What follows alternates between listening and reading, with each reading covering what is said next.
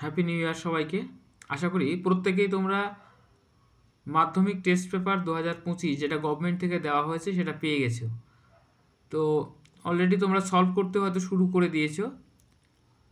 যারা আমার সঙ্গে সলভ করতে চাও টেস্ট পেপার তারা চ্যানেলটি সাবস্ক্রাইব করে রাখো, কারণ মাধ্যমিকে ভৌত বিজ্ঞানে ভালো নাম্বার মানে 90 অ্যাবাভ নাম্বার পেতে গেলে তোমাদের যেটা খুবই গুরুত্বপূর্ণ ভৌত বিজ্ঞানে সেটা হচ্ছে শর্ট কোশ্চেন, মানে এখানে তোমার 15 নম্বর এমসিকিউ আর 21 নম্বর এসিকিউ, এই টোটাল 36 নম্বরে যে শর্ট থাকে সেখানে কিন্তু একটা বড় স্কোর তোমাদের করতে হবে, মানে 36-এ 36ই পেতে হবে, তাহলে কিন্তু 90 অ্যাবাভ নাম্বার পাওয়া সম্ভব।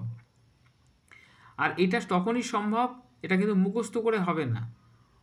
দেখো এই যে পেজটা তোমরা দেখছো এর কিন্তু অ্যান্সার কি বইয়ে দেওয়া আছে, তো তোমরা চাইলেই কিন্তু অ্যান্সারগুলো দেখে দেখে মিলিয়ে নিতে পারো, কিন্তু তাতে লাভ হবে না।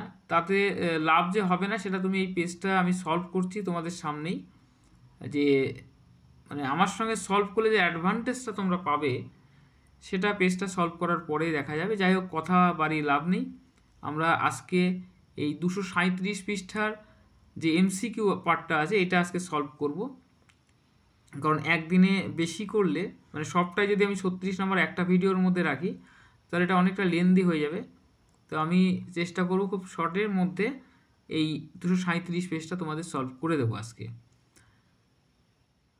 তো ভিডিওতে একটি লাইক করে তোমরা ক্লাসটি শুরু করো। প্রথমে আছি আমরা 1 নম্বরের যে কোয়েশ্চেনটা, দেখো 1 নম্বরে যে কোয়েশ্চেনটা রয়েছে কি আছে, 11.2 লিটার কোনো আদর্শ গ্যাসের এসটিপিতে পিভি এর মান কত? তাহলে এর জন্য তোমাকে যেটা জানতে হবে, পিভি সমান এনআরটি, এটা হচ্ছে এন মোল আদর্শ গ্যাসের সমীকরণ। তার মানে এখানে বোঝা যাচ্ছে কি এন এর মানটা কত। তো আমরা কি জানি যে 22.4 লিটার কোনো একটা গ্যাস যদি হয় তাহলে আমি সেটা হচ্ছে 1 মোল বোঝায়। তো 1 লিটার মানে কত হবে? 1 লিটার মানে হবে 1/22.4। এখানে কি বলেছে? এখানে বলেছে 11.2। তাহলে এখানে এন এর ভ্যালুটা অ্যাকচুয়ালি হবে 11.2 ডিভাইড বাই 22.4। আচ্ছা, এইবার তাহলে তোমাদের বলে রাখি যে এটা কি করবে অ্যাকচুয়ালি, এন এর মানটা যখন বের করবে তাহলে শর্টকাটে তোমরা কি করবে, এন এর মান বের করার সময় শর্টকাট যেটা করবে সেটা হচ্ছে এইভাবে লিখবে, small V by capital V. মানে স্মল ভি হচ্ছে এখানে যে আয়তনটা দেওয়া আছে এটা 11.2 জায়গায় যদি এইরকম থাকতো 44.8 লিটার তাহলে সেটাই বসিয়ে দিতে, আর এসটিপিতে যে আয়তন সেইটাকে ক্যাপিটাল ভি ধরবে, এই অনুপাতটা জাস্ট বসিয়ে দাও। তো তাহলে দেখো এখানে 11.2 মানে 1, এটা 22.4 মানে 2, অর্থাৎ এই ভ্যালু হলো 1/2 মানে 0.5। তাহলে এন এর মান যদি 0.5 হয় তাহলে পিভি সমান কত হবে? 0.5 আরটি, তাই না? তাহলে দেখো 0.5 আরটি কোনটি আছে, এই যে উত্তরটা, সি এরটা এখানে সঠিক উত্তর হবে। তাহলে একটা কোশ্চেন শুধুমাত্র প্যাটার্নটা যদি তুমি ঠিকঠাকভাবে জানো যে এই প্যাটার্নের যদি কোশ্চেন আসে তাহলে এই সংখ্যাগুলো পাল্টে দিলেও তুমি কিন্তু নিজে করতে পারবে। আর যারা ওই পেছনের উত্তর দেখে মিলাচ্ছ তারা কিন্তু সংখ্যা পাল্টে দিলেই তাদের অবস্থা খারাপ হয়ে যাবে। সুতরাং ওইভাবে না করে তোমরা চ্যানেলটা সাবস্ক্রাইব করে আমার সঙ্গে এভাবে করতে থাকো, তাহলে দেখবে বুঝে বুঝে করলে কোশ্চেন যেমনই আসুক এই এই এই তো প্যাটার্ন, এইগুলোই ফলো করবে, তার মানে তোমরা অবশ্যই পেরে যাবে। আমরা এরকমভাবে বেশ কয়েকটা পেজ সলভ করার পর তোমরা দেখবে নিজেরাই অনেক কিছু পারছো। বেশ, নেক্সট কোশ্চেন, এটা কি আছে? 2 নম্বরের কোশ্চেন, কোনটা চার্লস সূত্রের ভিটি লেখচিত্র নির্দেশ করছে? তো ভি আর টি এর মধ্যে সম্পর্কটা কি? ভি ইজিক্যাল টু কেটি, এটাই তো সম্পর্ক। তার মানে ওয়াই সমান এম এক্স, অর্থাৎ সরল রেখার সমীকরণ, মূল বিন্দুগামী সরল রেখার সমীকরণ। এখানে সঠিক উত্তর হবে এ, এটা মূল বিন্দুগামী সরলরেখা। আচ্ছা, তারপরের কোশ্চেনটা কি আছে, গ্রিন হাউস হিসাবে গ্যাস হিসাবে পৃথিবীর উষ্ণতা বৃদ্ধির জন্য নিচের কোন গ্যাসটির অবদান সবথেকে বেশি? তো সবথেকে বেশি অবদান রয়েছে কার্বন ডাইঅক্সাইড। এই প্রসঙ্গে বলে রাখি, যদি তোমাকে প্রশ্ন করতো যে কোন প্রধান জৈব গ্রিনহাউস গ্যাসের নাম কি, প্রধান গ্রিনহাউস গ্যাস কার্বন ডাইঅক্সাইড, কিন্তু প্রধান জৈব গ্রিনহাউস গ্যাস কিন্তু কার্বন ডাইঅক্সাইড নয়, এটা হতো মিথেন। কিন্তু উত্তর এখানে যে কোয়েশ্চেন আছে সেই কোয়েশ্চেন অনুসারে উত্তর আমাদের কার্বন ডাইঅক্সাইড, কিন্তু যখনই জৈব কথা লাগাতো তখন কিন্তু আমাদের এই বি এর অপশানটাতে কার্বন ডাইঅক্সাইড মিথেন, এটা সঠিক উত্তর হতো। ওকে,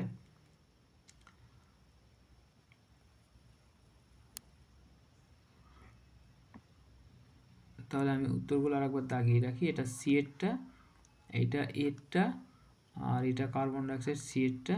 আচ্ছা, এবার হচ্ছে 4 কোয়েশ্চেনটা দেখো কি বলছে। 4টা হচ্ছে প্রদত্ত ধাতুগুলোর মধ্যে কোনটির প্রসারণ শনাক্ত ন্যূনতম হয় বিভিন্ন কাজে এটা ব্যবহার করা হয়। তো এটার মধ্যে সঠিক উত্তর হবে ইনভার, কারণ ইনভারের তাপীয় প্রসারণ সব থেকে কম হয়। এই জন্য তোমার যে ধাতব স্কেল তৈরি হয় সেই ক্ষেত্রেও কিন্তু ইনভার ব্যবহার করা হয়। আচ্ছা, 5এরটা কি আছে, প্রদত্ত কোনটির তরঙ্গদৈর্ঘ্য সব থেকে বেশি। এই তরঙ্গদৈর্ঘ্য কোনটা বেশি কোনটা কম এটার জন্য তোমাদের যেটা মনে রাখতে হবে, তোমরা দেখবে বইতে তোমাদের আছে তরঙ্গদৈর্ঘ্যের ক্রম অনুসারে যদি রশ্মিগুলোকে লেখা হয়, তাহলে দেখবে প্রথমে আছে হচ্ছে রেডিও তরঙ্গ, যার তরঙ্গদৈর্ঘ্য হচ্ছে সব থেকে বেশি। রেডিও তরঙ্গের পরেই যেটা আছে সেটা হচ্ছে মাইক্রোওয়েভ।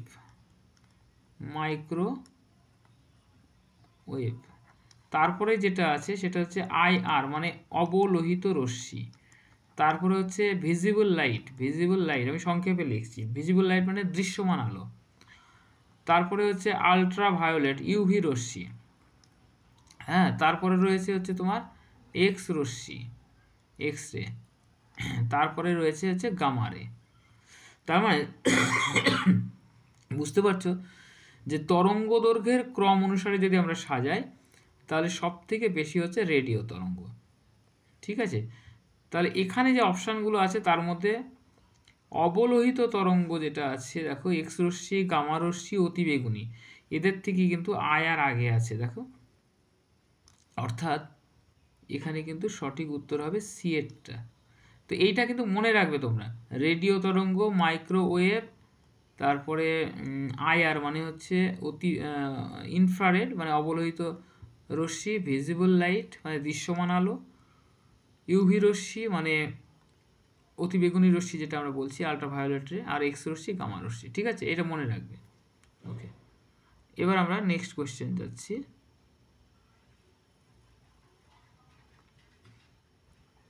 আচ্ছা, এরপরে আছে 6টা কি আছে, একটি পাতলা উত্তল লেন্সের 2f দূরত্বে যদি বস্তু রাখা হয় তাহলে প্রতিবিম্ব কোথায় তৈরি হবে। তাহলে এটা কি করবে, এটা হচ্ছে যদি বস্তুকে 2f এ রাখো তাহলে প্রতিবিম্ব 2f এই তৈরি হবে।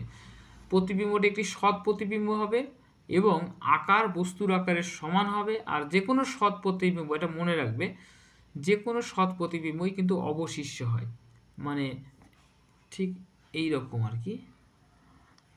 ধর এটা একটা লেন্স, এখানে যদি তুমি একটি বস্তু রাখো তাহলে প্রতিবিম্বটি ঠিক উল্টো হবে, এটাকে বলছে অবশিষ্ট। সৎ হবে, অবশিষ্ট হবে, তাহলে এখানে সঠিক উত্তর হবে এ, সৎ অবশিষ্ট। প্রদত্ত কোনো পরিবাহীর মধ্য দিয়ে 2 মিনিটে 120 কুলম আধান যদি পরিবাহিত হয় তাহলে তড়িৎ প্রবাহ মাত্রা কত হবে। তো এই ক্ষেত্রে তোমাদের সূত্র জানতে হবে। সূত্রটা হচ্ছে কিউ সমান আই ইন্টু টি। তাহলে আই সমান কি হবে, কিউ বাই টি।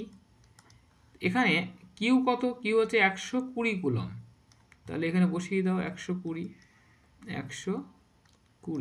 আর টি হচ্ছে 2 মিনিট, 2 মিনিট মানে 60 আর 60 120 সেকেন্ড, কেটে গিয়ে আই বেরোবে 1 অ্যাম্পিয়ার। এখানে সঠিক উত্তর হবে বি এরটা, মানে এখানে কোনোটাই সঠিক উত্তর অ্যাকচুয়ালি হবে না, কারণ এখানে 0.1 অ্যাম্পিয়ার দেওয়া আছে, কিন্তু এখানে দেখো আমার 1 অ্যাম্পিয়ার কোনোটাই অপশান নেই। তো সেক্ষেত্রে আমরা এই 0.1টাকে 1ই ভেবে নিচ্ছি, দিয়ে বি এরটাই লিখছি, অ্যাকচুয়ালি কোনোটাই সঠিক উত্তর নয়। ঠিক আছে, আর এইটার মাঝখানে যদি পয়েন্ট থাকে 1.0 লেখে তাহলে এটা হবে, মানে অ্যাকচুয়ালি এটা তো 10ই মনে হচ্ছে, তাই সঠিক উত্তর এখানে বোঝা যাচ্ছে না। যাই হোক, তোমরা নিয়মটা শিখে গেলে এটা 1 অ্যাম্পিয়ার হবে। আচ্ছা, এটা একটা মুখস্থই রাখতে হবে তোমাদের, দীর্ঘ পর্যায় সারণীতে শ্রেণীর সংখ্যা কত।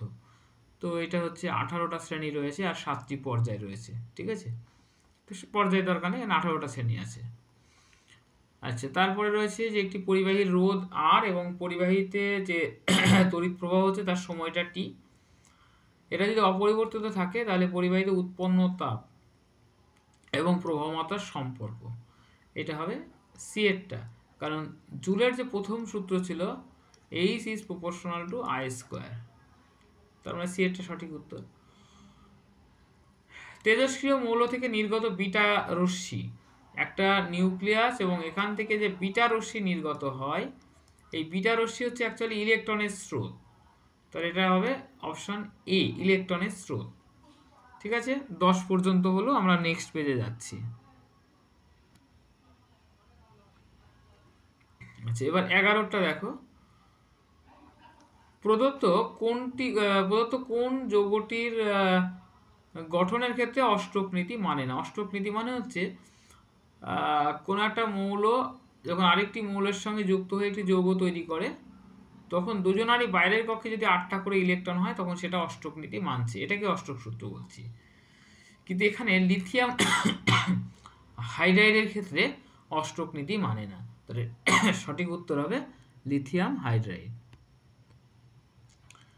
আচ্ছা, নেক্সট কোশ্চেন। প্রদত্ত কোনটির তড়িৎ পরিবহন করে? এখানে দুটো সঠিক উত্তর হয়। অপশন এ যেটা আছে গলিত সোডিয়াম ক্লোরাইড এবং তরল HCl, দুটোই কিন্তু সঠিক উত্তর, সুতরাং তোমরা যে কোনোটাই উত্তর করতে পারো। আচ্ছা, এবার 13 নম্বর কোশ্চেন দেখো। কপার সালফেটের জলীয় দ্রবণে অতিরিক্ত পরিমাণ জলীয় অ্যামোনিয়া যোগ করলে উৎপন্ন হবে, এটা হবে গাঢ় নীল বর্ণ ধারণ করবে। কি হবে? গাঢ় নীল বর্ণ ধারণ করবে, ঠিক আছে। আচ্ছা, নেক্সট কি আছে দেখো। ও আচ্ছা, 14টা। প্রদত্ত কোনটা জিঙ্কের আকরিক জিঙ্ক ব্লেন্ডের সংকেত, এটা হবে ZnS, এটা হলো জিঙ্ক ব্লেন্ডের সংকেত। আর 15টা বলছে কোনটি অ্যালকোহল। অ্যালকোহল মানেই হচ্ছে যার কার্যকারী গ্রুপ হচ্ছে OH, এটাকে আমরা অ্যালকোহল বলি। তাহলে দেখো এইটা হচ্ছে OH আছে, এটা অ্যালকোহল। আর এই যেটা CHO আছে এটা অ্যালডিহাইড, আর এটা হলো অ্যাসিড, আর এটা হলো কিটোন, মানে এরটা কিটোন। তাহলে একবারে কিন্তু 4টে কোশ্চেনের অ্যান্সারও তোমরা এখান থেকে জেনে গেলে, যদিও এই কোশ্চেনের সঙ্গে একই রকম সঙ্গতিপূর্ণ। আচ্ছা, এখানে এই শর্টগুলো করেই দিই, তাহলে পরের ভিডিওটা আমাদের আর কিছুটা করলেই হয়ে যাবে। অলরেডি এটা 13 মিনিট হয়েছে, আর 2-4 মিনিটে এটা কমপ্লিট হয়ে যাবে। আচ্ছা, দেখো কি আছে। জীবাশ্ম জ্বালানির বিকল্প একটি জ্বালানির উল্লেখ করো। জীবাশ্ম জ্বালানির বিকল্প জ্বালানি সৌরশক্তি, তাহলে আমরা লিখতে পারি সৌরশক্তি। আচ্ছা, তারপরে কি আছে। বায়ুমণ্ডলের উষ্ণতা বৃদ্ধি করে এমন একটি গ্যাসের নাম লেখো। তার মানে তোমাকে কিন্তু বলেছে যে গ্রিন হাউস গ্যাস, তাহলে কার্বন ডাইঅক্সাইড লিখতে পারো। এর সঙ্গে অথবা দিয়েছে কোল বেড থেকে কোন জ্বালানি আরোহণ করা হয়। কোল বেড থেকে আমরা মিথেন আরোহণ করি। কোল বেডে যদি দেখো কোল বেডেড মিথেন CBM, এটা একটা শর্ট কোশ্চেন তোমাদের আসে। CBM এর ফুল ফর্ম কি? চার্লসের সূত্রে ধ্রুবক কি কি? চার্লসের সূত্রে ধ্রুবক আছে দুটি। চার্লসের সূত্রে একটা ধ্রুবক হচ্ছে চাপ, আর একটি ধ্রুবক হচ্ছে গ্যাসের ভর। গ্যাসের ভর। তারপরে বলছে সত্য মিথ্যা লেখো। উষ্ণতার কেলভিন স্কেলের প্রতি ডিগ্রি ব্যবধানে সেলসিয়াস স্কেলে প্রতি ডিগ্রির ব্যবধান সমান, অবশ্যই সমান, এটা সত্য, অর্থাৎ ট্রু। মানে ব্যাপারটা কি, ধরো তুমি লিখলে 373 বিয়োগ 273, মানে জলে স্ফুটনাঙ্ক আর হিমাঙ্কের মধ্যে ডিফারেন্স কত? 100। এটা কেলভিন স্কেলে হলো। আবার তুমি যদি সেলসিয়াস স্কেলে করো তাহলে জলের স্ফুটনাঙ্ক 100 আর হিমাঙ্ক 0, বিয়োগ করলে হচ্ছে 100। তার মানে কি হলো? এটা সত্য। আচ্ছা, এরপরে আসছি আমরা পরের কোশ্চেন 4। গ্যাসের আয়তন প্রসারণ গুণাঙ্কের মান কত? এটা মনে রাখবে তোমরা, হ্যাঁ। আয়তন প্রসারণ গুণাঙ্ক, এটাকে আমরা গামা পি বা গামা ভি লিখি। স্থির চাপে আয়তন প্রসারণ গুণাঙ্ক বা স্থির আয়তনের চাপ গুণাঙ্ক যেটা আমরা বলি, এর ভ্যালু হচ্ছে 1/273 পার ডিগ্রি সেলসিয়াস। ওকে, আচ্ছা, এটা একটু মুছে দিই, তোমরা এটাকে স্ক্রিনশট করে রাখতে পারো। আমি আপাতত এটাকে একটু ক্লিয়ার করে দিচ্ছি।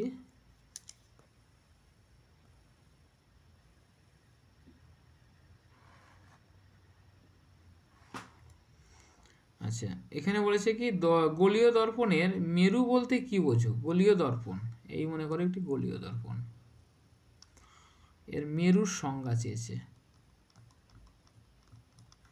তাহলে এই দর্পণের মেরুটা কোনটা একেবারে সেটা দেখো। এই যে বিন্দুটা, এটাকে বলা হচ্ছে মেরু। তোমরা কি বলবে মেরু কাকে বলে? বলবে গোলীয় দর্পণের যে মধ্যবিন্দুকেই বলা হচ্ছে মেরু।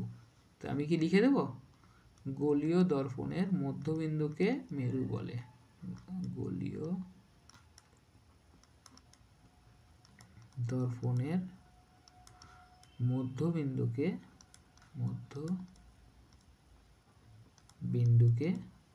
মেরু বলে।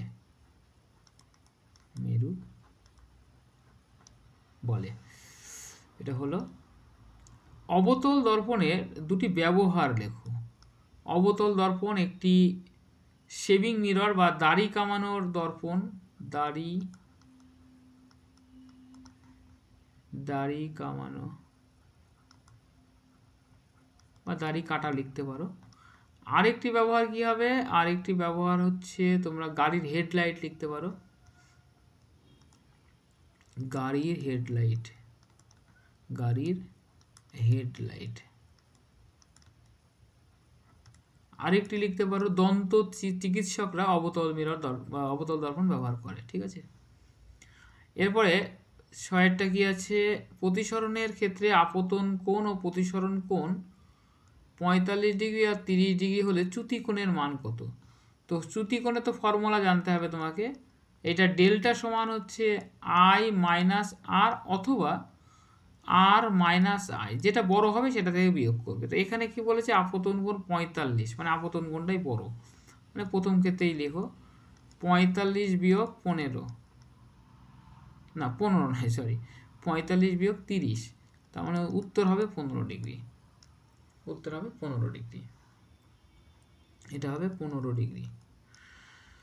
উষ্ণতা বৃদ্ধিতে অর্ধপরিবাহীর রোধ কিভাবে পরিবর্তিত হয়? অর্ধপরিবাহীর রোধ উষ্ণতা বাড়লে এর রোধ হচ্ছে কমে। অর্ধপরিবাহীর ক্ষেত্রে রোধ কি হবে? কমে বা হ্রাস পায়, যাই হোক লিখতে পারো। অথবা বলেছে একটি অর্ধপরিবাহীর নাম লেখো। একটি অর্ধপরিবাহীর নাম লিখবে তোমরা সিলিকন বা জার্মেনিয়াম লিখতে পারো। সিলিকন বা জার্মেনিয়াম। ডায়নামোতে কোন ধরনের শক্তি তড়িৎ শক্তিতে রূপান্তরিত হয়? এটা লিখবে যান্ত্রিক শক্তি। ডায়নামোতে যান্ত্রিক শক্তি তড়িৎ শক্তিতে রূপান্তরিত হয়, যান্ত্রিক শক্তি। আচ্ছা, তারপরে আছে নক্ষত্রের বিপুল শক্তির উৎস কি? এটা উত্তর হবে নিউক্লিয় সংযোজন। নিউক্লিয় মানে সূর্য বা যে কোনো নক্ষত্রের যে শক্তি, তার উৎস হচ্ছে নিউক্লিয় সংযোজন। ঠিক আছে, এটা গেল নক্ষত্রের বিপুল। এবার 10এরটা 2.10 মানে 2.10। তাপ পরিবাহিতাঙ্কের এসআই একক লেখো।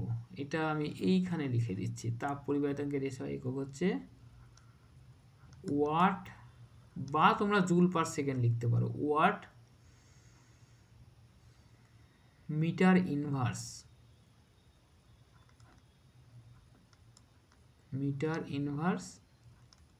কেলভিন, সরি বাংলায় লিখে দিলাম, ইংলিশে লিখে আর ইংলিশ বাংলা মিশে গেল, যাই তোমরা ঠিক করে নেবে একটু। Watt metre inverse kelvin inverse.